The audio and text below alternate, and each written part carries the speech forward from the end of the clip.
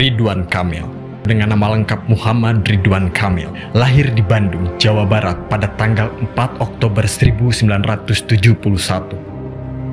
Anak kedua dari 5 bersaudara, dari pasangan Ibu Cucu Sukaisih dan ayahnya, Dr. Aceh Misbah Muhyiddin, adalah seorang doktor dan dosen di Fakultas Hukum Universitas Padjadjaran.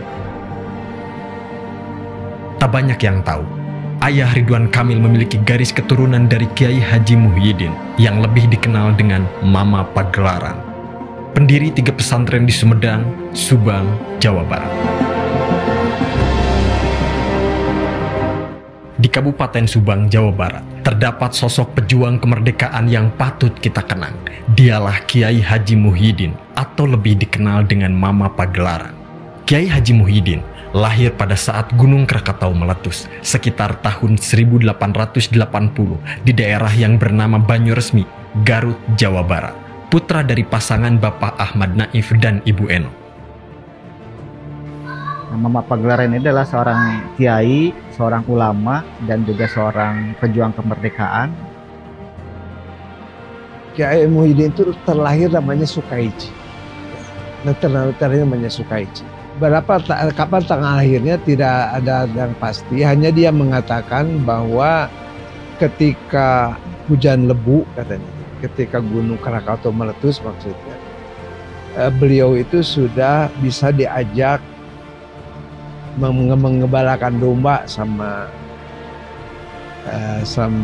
pekerja ayahnya ya. Jadi kita perkirakan mungkin ketika Gunung Krakatau meletus itu dia berumur antara 4 sampai 5 tahun. Jadi karena Gunung Krakatau meletus itu tahun 1883 ya, kita perkirakan dia itu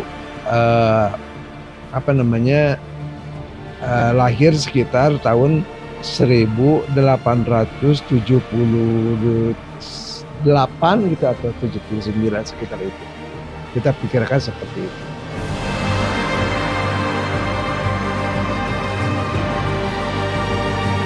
Sejak kecil dia udah di kampungnya sudah terkenal. Dia rajin ke masjid dan bersama orang waktu zaman dulu jarang ya, mungkin anak-anak kecil ke masjid. Dia sejak kecil itu sudah rajin ke masjid bersama orang-orang yang sudah dewasa. Kemudian dia juga udah belajar di pesantren ketika usianya bisa sangat muda. Mungkin sekitar 6 tahun dia sudah mulai di pesantren. Dia pesantren di Karangpawitan yang dengan kiainya Kiai Abdul Hamid.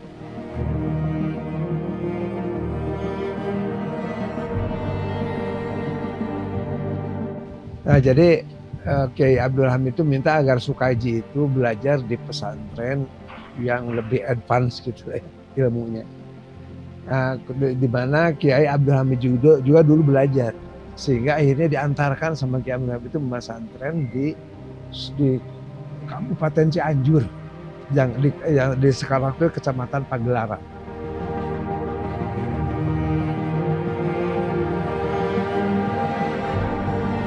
Kemudian sesudah merasa cukup belajar pesantren, kembali lagi ke Garut. Kemudian oleh Kiai Abdul Hamid itu dinikahkan sama putrinya ya, bernama Siti Quraisy.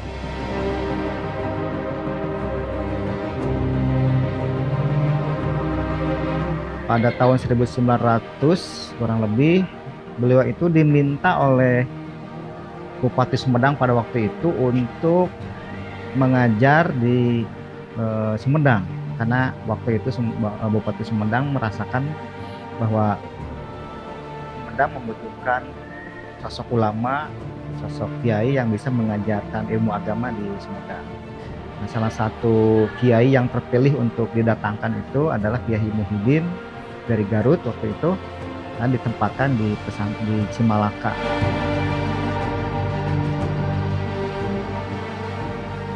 Nah, Bupati Wiratanudatar itu kemudian berunding dengan para ulama di Garut, akhirnya dikirimkanlah Kiai Sukaiji. Nah, kemudian oleh Bupati Sumedang Raden Surya Atmaja itu dibikinkan pesantren di daerah Cimalaka. Di daerah Cimalaka sampai sekarang juga namanya itu dusunnya dusun pesantren sih.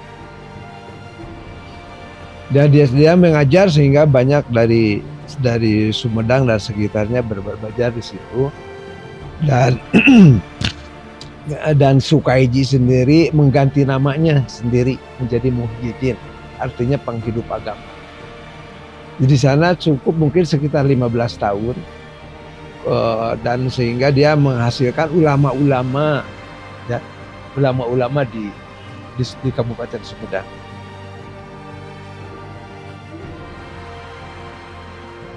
Mama itu seorang pujangga, ya, seorang budayawan, kan itu jadi sambil seorang ulama menyampaikan pesan-pesan kepada masyarakat bagaimana supaya dipahami oleh masyarakat.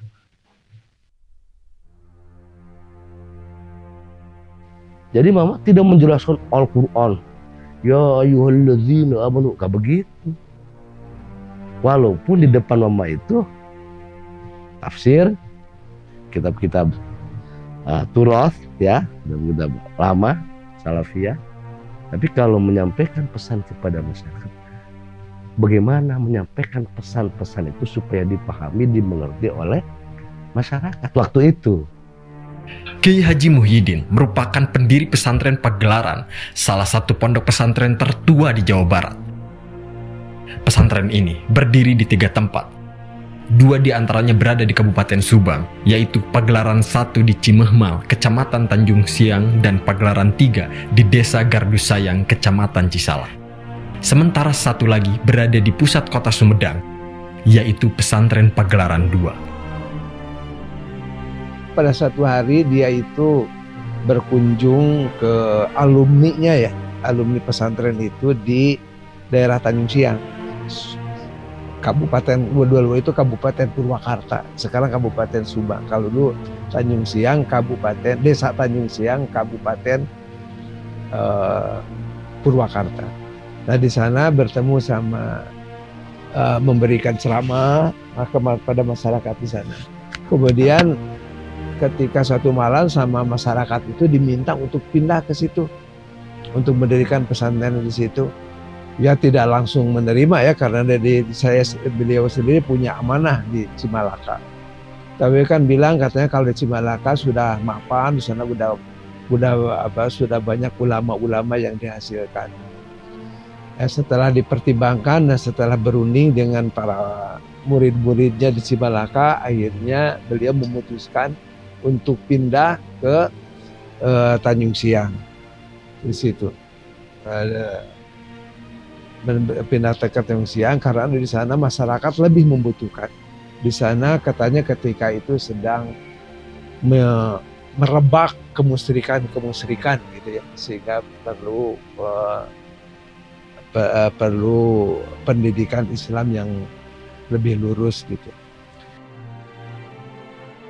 Nah, oleh masyarakat di sana dikasih tanah yang berupa hutan, di hutan Cisatong. Nah, hutan Cisatong itu diolah menjadi pesantren. Beliau menamakannya Pesantren Pagelaran. Kenapa Pesantren Pagelaran? Karena gini ceritanya, ketika beliau di Cimalaka, ya, beliau itu ingin silaturahmi sama kiainya di Pagelaran Cianjur. Tapi waktu ke sana ternyata pesantren itu sudah tidak ada. Karena kiainya sudah meninggal, tidak ada yang meneruskan. Sehingga pesantrennya bubar. Sehingga beliau merasa sedih sekali gitu karena kejadian itu. Sehingga untuk untuk mengabadikan pesantren di mana dia belajar dulu, dia menamakan pesantrennya Pesantren Pagelaran. Sebagai salah satu pahlawan nasional, Kiai Haji Muhyiddin telah menorehkan jejak perjuangan yang luar biasa. Namun sayangnya masih banyak orang yang belum mengenal sepenuhnya, terutama bagi mereka yang bukan penduduk Subang. Beliau itu selain selain mengajar juga berdakwah ya, keliling, dan di dalam dakwahnya beliau itu selalu mengajak masyarakat untuk menentang penjajahan Belanda. Sehingga karena aktivitasnya itu beliau sempat ditahan oleh pemerintah Belanda pada tahun 39 oleh pemerintah kolonial karena dakwah-dakwahnya yang menentang penjajahan. Kiai Haji Muhyiddin merupakan salah satu pemimpin yang ikut serta dalam penyerangan terhadap sekutu di Bandung Utara pada masa penjajahan. Bergabung dengan organisasi Hizbullah, beliau menjadikan Pondok Pesantren Pagelaran I di Tanjung Siang sebagai markas pelatihan dan pengembangan mental bagi para pejuang.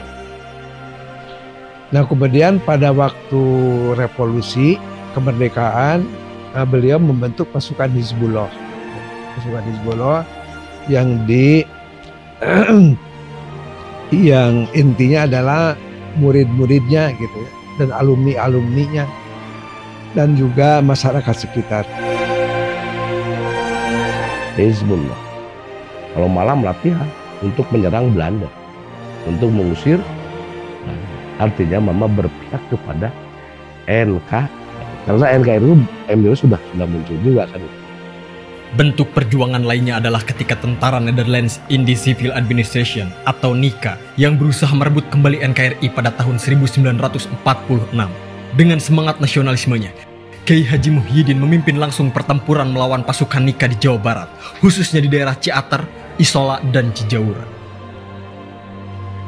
Pasukannya itu sering diajak bertempur gitu ke beberapa tempat, di antaranya di pertempuran Ciater, di Isola, kalau pertemuan Isola, kemudian di Bandung Selatan.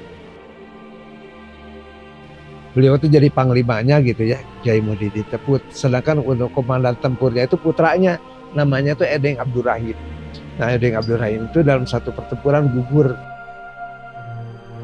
Selain karena beliau adalah pimpinan Hizbullah, tentara kolonial Belanda NICA itu menangkap beliau. Kemudian beliau dipenjarakan di Kebonwaru. Cukup lama di sana, 3 tahun di Kebonwaru.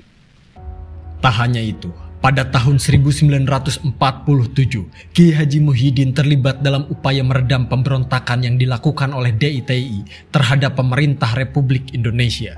Beliau dengan tegas menolak keberadaan DITI. Namun situasinya menjadi rumit ketika beberapa murid Kiai Haji Muhyiddin yang merupakan anggota Hizbullah ternyata terlibat dalam gerombolan pimpinan Kartosuwiryo, pemimpin DITI. Hal ini menimbulkan kecurigaan dari pasukan TNI atau yang saat itu bernama BKR, Badan Keamanan Rakyat, terhadap Kiai Haji Muhyiddin, di mana beliau dianggap juga terlibat dalam gerombolan pemberontak itu. Pasukannya sendiri ketika beliau putranya Edeng Abdurrahim itu meninggal, kemudian Kiai Muhyiddin sendiri dipenjara. Jadi pasukan Hizbullah itu ibarat anak ayam kehilangan induk ya. Sehingga mereka bercerai-berai. Nah, di antaranya itu ketika itu muncul terjadi ada pemberontakan DITI. Nah, di antaranya ada beberapa yang masuk DI gitu ya. Tapi Kiai Muhyiddin sendiri tidak setuju gitu dengan pemberontakan DITI. Nah, ketika beliau kembali dibebaskan dari penjara, dia melihat pesantren itu santrinya sudah berkurang sekali gitu. Karena beliau kemudian ketika itu keadaan sangat genting karena selama beberapa tahun itu pesantren itu menjadi target dari kedua belah pihak. Oleh tentara dicurigai DI karena ada beberapa orang anggota Hizbullah yang masuk DI. sama DI dianggap pengkhianat karena tidak mau bergabung dengan DI. Jadi sama tentara sering dirazia, sama TNI sama DI sering dijarah.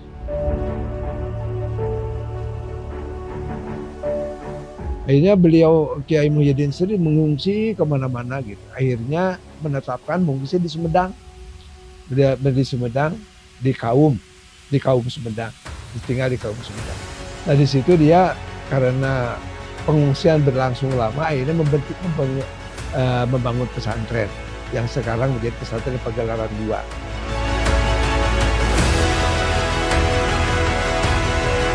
Nah setelah pemberontakan DI-TII berakhir, beliau memutuskan untuk ingin kembali lagi ke Pagelaran I di Tanjung Siang. Nah beliau itu berkeliling ke murid-muridnya di sekitar sana di daerah Subang untuk minta dukungan.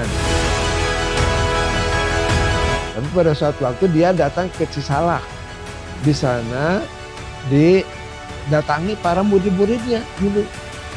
Jangan sekarang mah bikinnya di sini saja. Nanti kita sediakan tanah itu kan. Oh, dan kita bangunkan pesantren oleh masyarakat di situ, oleh murid-muridnya di di Cisalak, diantaranya itu Haji Harun, Haji Jakaria, Haji Mansur, Haji Padi, Haji Bahrum dan sebagainya, itu murid-murid beliau. Akhirnya beliau ya karena lebih karena akan lebih cepat mungkin ya, akhirnya beliau pindah membangun pesantren di situ. Kemudian dia membangun pesantren di situ sampai sampai wafatnya di situ.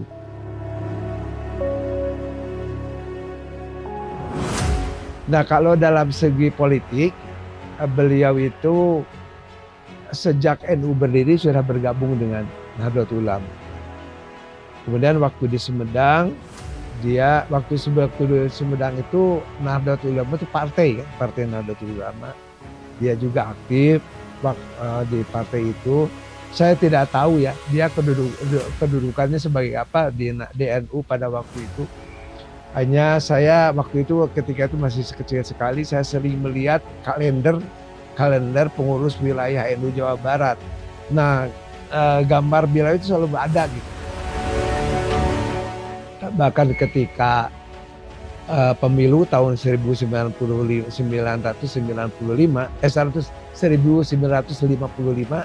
beliau menjadi juru kampanye NU gitu, juru kampanye NU.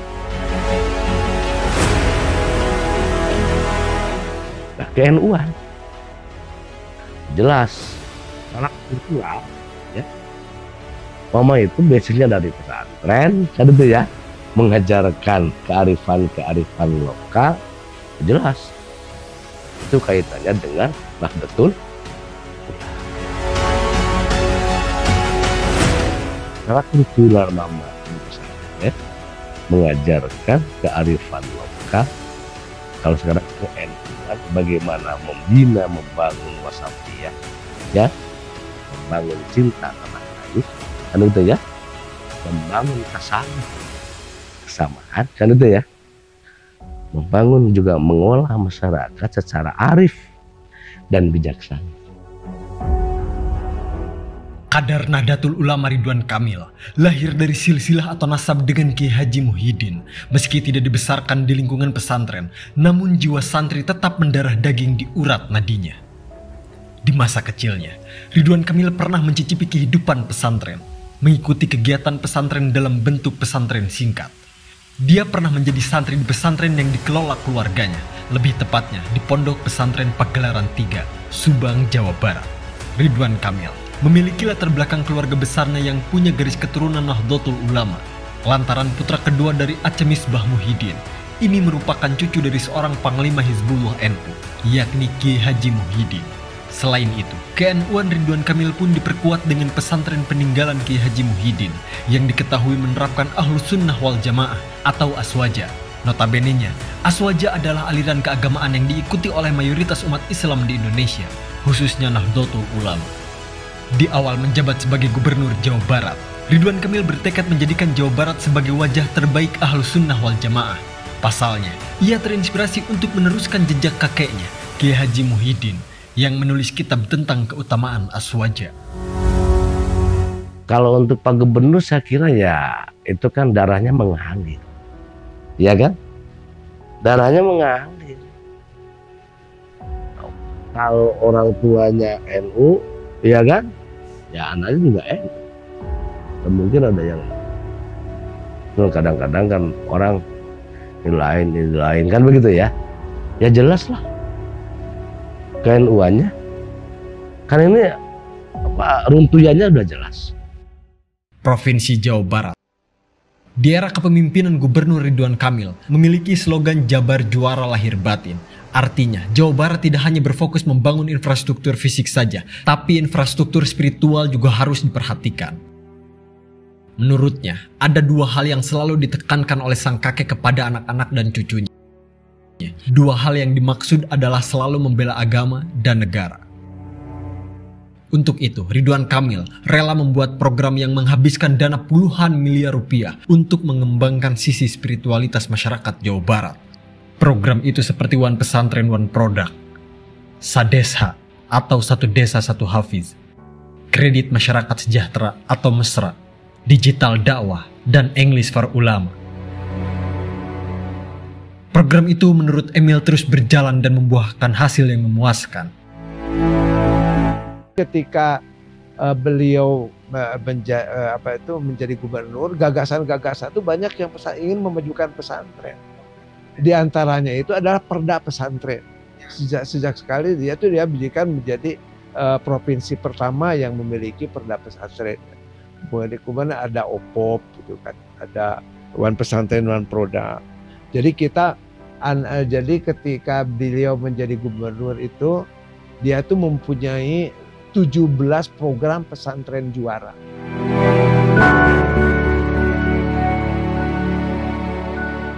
Saya kira saya perlu angkat jempol ya.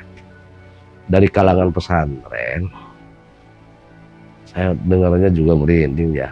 Artinya lain ngagukul lahir sadas ngagulkeun RK bukan ya sama sekali. Tapi untuk program Jabar Juara Lahir Batin itu kan artinya terinspirasi artinya dari petuah-tuah Mama Pagelaran. Jabar Juara Lahir Batin diterapkan, contohnya apa? Program OPOP. One Pesantren One Product. Artinya bagaimana menggarap sebuah pesantren itu supaya mandiri. Keberanian dan kesungguhan Kiai Haji Muhyiddin dalam memimpin santri dan masyarakat menular pada cucunya, Gubernur Jawa Barat Ridwan Kamil. Sehingga saat dipercaya menjadi orang nomor 1 di Jawa Barat, Kang Emil bertekad menjalankan amanah kepemimpinan sebagai nilai-nilai luhur yang dipesankan Kiai Haji Muhyiddin. Dia pun bertekad, dimanapun menjadi pemimpin, akan selalu menetapkan syariat keislaman. Sehingga semua program yang diupayakan menjadi terjemahan terhadap nasihat sang kakek dan ibunda tercinta. Bagaimana Jabar dimaksimalkan dakwah Islamnya melalui kekuasaan yang ada saat ini.